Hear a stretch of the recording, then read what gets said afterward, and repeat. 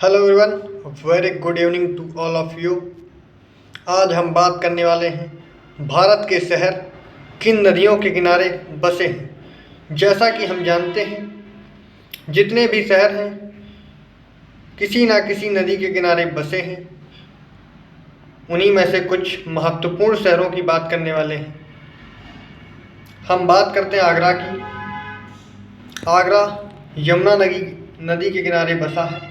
जैसा कि आप जानते हैं, ताजमहल के पीछे से यमुना नदी बहती है, जिसकी वजह से ताजमहल का जो मार्बल है उसका रंग सफ़ेद है। बात करते हैं अहमदाबाद की, जो कि गुजरात का एक महत्वपूर्ण शहर है। वहाँ साबरमती नदी बहती है और गांधी जी का साबरमती आश्रम भी है। फिर बात करते हैं इलाहाबाद की, जिसका नाम प्रयागराज है। इलाहाबाद में त्रिवेणी संगम है, जहाँ पे गंगा, यमुना और सरस्वती नदी मिलती हैं। लेकिन अब सरस्वती नदी लगभग गायब हो चुकी है, तो इलाहाबाद गंगा और यमुना के किनारे बसा है। बात करते हैं भगवान राम की नगरी अयोध्या की। अयोध्या में सरयू नदी बहती है। बात करते हैं बद्रीनाथ की, जो कि भगवान शिव का एक महत्वपूर्ण मंदिर है। वहाँ से गंगा नदी बहती है। गंगा नदी आपको बताता चलूँ, गंगोत्री से निकलती है और भागीरथी और अलकनंदा मिलके गंगा बनाती हैं। बात करते हैं कलकत्ता की, यानी कि कलकत्ता या कोलकाता आप कह सकते हैं। वहाँ से हुगली नदी बहती है। बात करते हैं उड़ीसा के महत्वपूर्ण शहर कटक की। यहाँ से महानदी रिवर बहती है। महानदी रिवर झारखंड के रांची से निकलती हुई बंगाल की खाड़ी में गिर जाती है। बात करते हैं दिल्ली की, यहाँ पर भी यमुना नदी बहती है।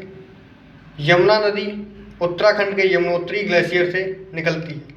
बात करते हैं डिब्रूगढ़ की, जो कि असम में पड़ता है। यहाँ से ब्रह्मपुत्र नदी बहती है। बात करते हैं हरिद्वार की। हरिद्वार में भी गंगा नदी बहती है। बात करते हैं तेलंगाना की राजधानी हैदराबाद की। हैदराबाद में मूसी नदी बहती है। बात करते हैं मध्य प्रदेश के जबलपुर की। जबलपुर में नर्मदा नदी बहती है। फिर बात करते हैं उत्तर प्रदेश की आर्थिक राजधानी कानपुर की। कानपुर में भी गंगा नदी बहती है। बात करते हैं राजस्थान के कोटा की, जहाँ चंबल नदी बहती है। कोटा को हम जानते हैं क्योंकि जो IIT की कोचिंग्स हैं कोटा में काफ़ी ज़्यादा हैं, इस वजह से कोटा फेमस है। बात करते हैं लद्दाख के लेह की, यहाँ इंडस नदी बहती है। बात करते हैं लखनऊ की नवाबों के शहर, यहाँ गोमती नदी बहती है। आपने देखा होगा गोमती रिवर फ्रंट काफ़ी अच्छा बना हुआ है। बात करते हैं लुधियाना की, जहाँ पे वुलन इंडस्ट्रीज काफ़ी ज़्यादा हैं। वहाँ सतलुज नदी बहती है।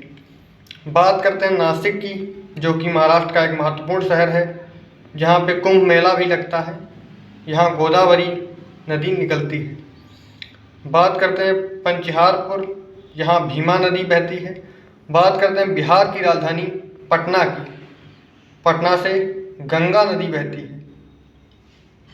पटना का दूसरा नाम पाटलिपुत्र भी है।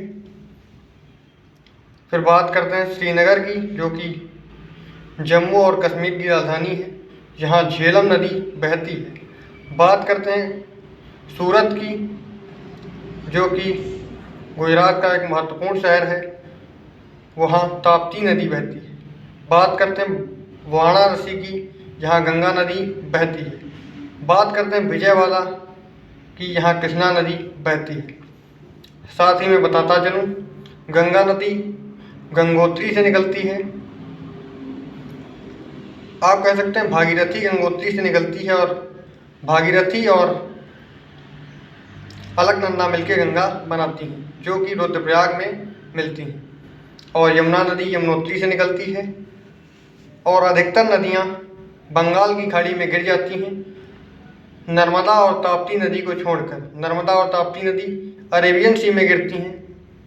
नर्मदा नदी मध्य प्रदेश के अमरकंटक से निकलती है, और वहीं ब्रह्मपुत्र नदी चीन से होते हुए अरुणाचल प्रदेश, असम, बंगाल की खाड़ी में गिर जाती है। महानदी निकलती है झारखंड के रांची से, और कृष्णा नदी जो आपकी है ये महाराष्ट्र के महाबलेश्वर के पास से निकलती है। तो इस प्रकार आप देख सकते हैं, ये काफ़ी महत्वपूर्ण प्रश्न हैं जो पूछे जा सकते हैं। बहुत बहुत धन्यवाद। Thank you very much.